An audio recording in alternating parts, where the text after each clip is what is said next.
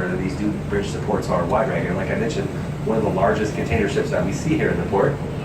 This is, of course, a very large crane that's coming by us right now. You can see how the Nahoku, I believe is how you pronounce it. That's that big beefy tugboat right there that's doing what's called a hip tow.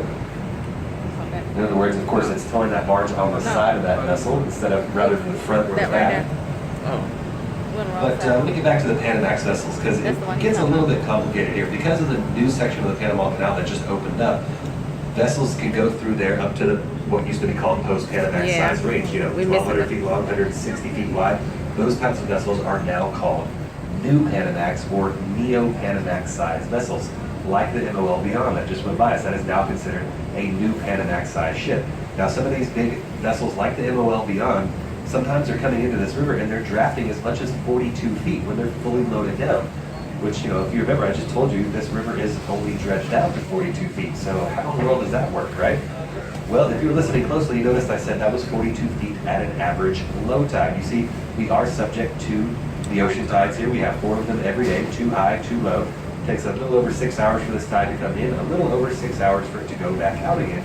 Now we have a very significant tidal swing here. Now, that means the height difference between high and low tide is on average right around 8 foot of difference every 6 hours. Could be even more than that some days, as much as 10, 11, 12 foot of difference between high and low tide. So that's how ships like the MOL Beyond are still able to make it up and down this channel here. They just simply have to wait for closer to high tide to do so. That's, of course, only if they're fully loaded down. The MOL Beyond was definitely not fully loaded down. They were probably drafting somewhere in the neighborhood of probably 36, 37 foot. But of course, folks, as you can see, we're about to pass close by the first ship that we're going to see here in the port today called the Tarago. I believe that's how you pronounce it here. It looks like they have their anchor down right now. I'm not sure exactly why they have the anchor down. They don't normally have to deploy their anchor when they're tied up here to what's called the ocean steamship terminals.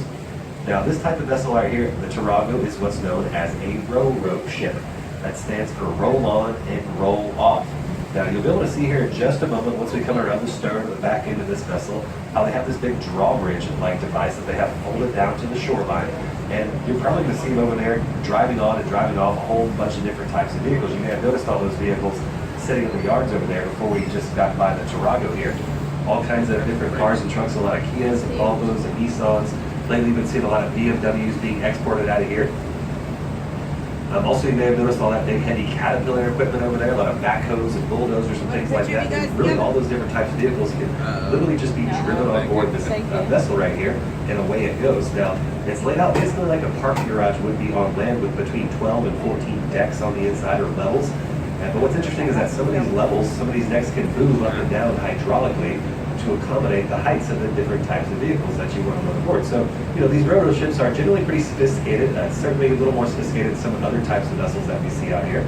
It's because, they're relatively new to the shipping industry, really just coming online in their current form over the last few decades. But like I said, now as we're coming around the stern and the back end, you can see this giant drawbridge device they have lower down here. Maybe we'll get a chance to see some of these vehicles being driven on and off. Also, you normally see a lot of flatbed trailers coming up. Then, of course, we have another vessel about to pass by here shortly, just ahead of us, called the Star Kilimanjaro. This is an example of what's known as a break bulk carrier. So, folks, in general, we see 4 different types of vessels in here. We have ro-ro ships like the Tarago, break bulk carriers like the Star Kilimanjaro, container ships like the MOL Beyond that hopefully you saw a little while ago, and then we also have tanker vessels that come in here, which I don't think we're going to get a chance to see a tanker vessel today. But right now I want to tell you a little bit more about these container ships that we see in here, because these really aren't the big girls of the shipping industry. Certainly the largest types of vessels we see in this port on a daily basis. Some of the big ships like the MOL Beyond can carry as many as almost 10,000 shipping containers on board. And also these container ships have pretty much come to dominate the shipping industry. They carry 92% of the consumer goods that go over any ocean. 92%. That's simply due to these containers that they carry. That's really the secret to their success. These 20 or 40 foot long steel boxes, they're what's known as intermodal. You can either pick one up off the container ship, drop it right onto the back end of a semi-truck or a train car, making it just a really easy, convenient way to move these goods all around the world nowadays. That's pretty much why they've come to dominate. Well, back in the day, it used to be all about the break bulk carriers, like this vessel we're passing by right now, the Star Kilimanjaro. You can see they have these big hatch plates that they can break open. In fact, you can see that crane in action right now. This particular type of vessel right here, it is a break bulk carrier, but it has a kind of a unique style of crane on board. These are what's called gantry cranes. It looks like they are unloading a bunch of lumber right now, or possibly loading it on board. I think they're unloading it at the moment. But these gantry cranes, so instead of having multiple cranes on the deck to be over top each one of the hatch plates, these two cranes right here can move up and down the length of the ship. You can see how they have the wheels on right there. They're just sitting on basically railroad tracks, so they can move that up and down the length of the vessel. They get it, to where they only have to have the two big cranes on there instead of multiple, 3 or 4. In fact, later on in the trip, we're going to be passing by a couple of break bulk carriers that do have the more traditional style cranes on board. They each have 4 fixed cranes that run along the deck. And of course, we'll be seeing that later on the trip. In fact, there's actually another break bulk carrier up ahead of us right now. You can see it. It's that kind of dirty looking gray hull vessel up there with the yellow cranes coming off it. And I'll be getting to that here in just a minute. Tell you why that barge is up alongside it here in just a second. But of course, the 4th type of vessel we see here most often are tankers. And, you're probably familiar with what a tanker is already. They're the crude oil carriers, really any type of liquid chemical cargo. Now, when they come into this port, they're normally coming and docking right here at Colonial Oil Industries, which are these docks we're about to be passing by shortly here on our port side, where these big black hose lines are hanging down. Well, Colonial is a major supplier of petroleum products all over the Southeast. They own all of the Inmark gas stations that you see everywhere. And they provide a really critical service here in this port known as a bunkering service. So that barge that you see straight ahead of us, also that barge you see just ahead of us there on the starboard side that's docked over there on Hutchison Island, those are bunkering barges. So what that ship ahead of us is undergoing right now is a bunkering service. It's basically getting refueled by that barge. You see they can just fill up these barges to the brim with whatever type of fuel oil or lube oil that these ships may need. And then they can just, as you can see, just push it right up alongside the ship here in the port and fill them up right where they sit. These barges are basically just big floating, delivering Inmark gas stations for these large ships while they're here.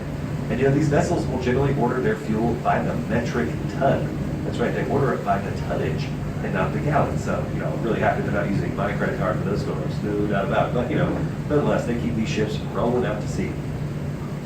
Well, the next industry I want to point out to you is those big concrete silos you see just to the left, or the port side of that vessel undergoing the bunkering service just at the head of us. Those big concrete silos are filled with a really important mineral to us here in Georgia known as kaolin clay. But it's not like that red clay that Georgia's most famous for. It's a white clay. In fact, we're known as the world leaders in the mining, processing, and production of this clay. And you may be down there now saying, why in the world is this man telling us about clay? Who cares about clay, right? Well, I'm telling you because it's used in literally hundreds of different products around the world, some of which you use on a daily basis. I guarantee you probably don't even know about it. So, for instance, it's most prevalent in the paper coating industry, that shiny surface that you see on magazine covers and photograph paper. That's made possible with this Georgia clay. It's a natural coagulant of blood. The military uses it for that purpose. It's also very easily digested, and because of that, it's used in products like toothpaste. That's where we hopefully all use it on a daily basis, right? Now, they also added it to soft serve ice cream. That's right, they put it in that soft serve to keep from gumming up those machines due to the fat content. And it's also in a little product that you may have heard about before. Hopefully you've never had to take it. A little something known as kaopectate.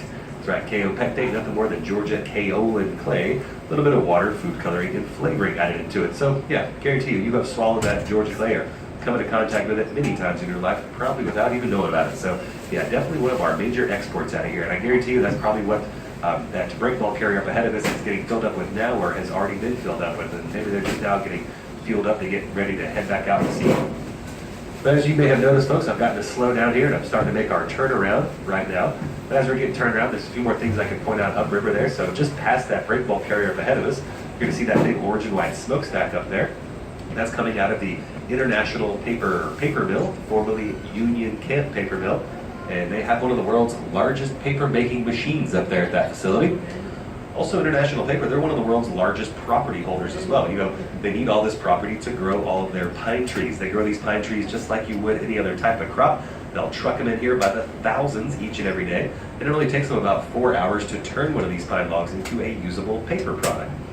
Folks, in case you're wondering, why do we get turned around at this point in the tour? Why don't we maybe go further upriver, maybe see some of those big container ships up there? Well, that's pretty much the big reason why, in the paper mill. If anybody on board is familiar with what one smells like up close, you will probably understand why we do not like to offend you with the paper mill smell. So, it's the sulfur dioxide. That's what causes that smell up there. So, kind of a rotten egg sulfur smell, obviously, to it. So yeah, we're getting turned around. We're gonna head back down. All those giant gray cranes up there. It's where the MOL Beyond just came from a little while ago.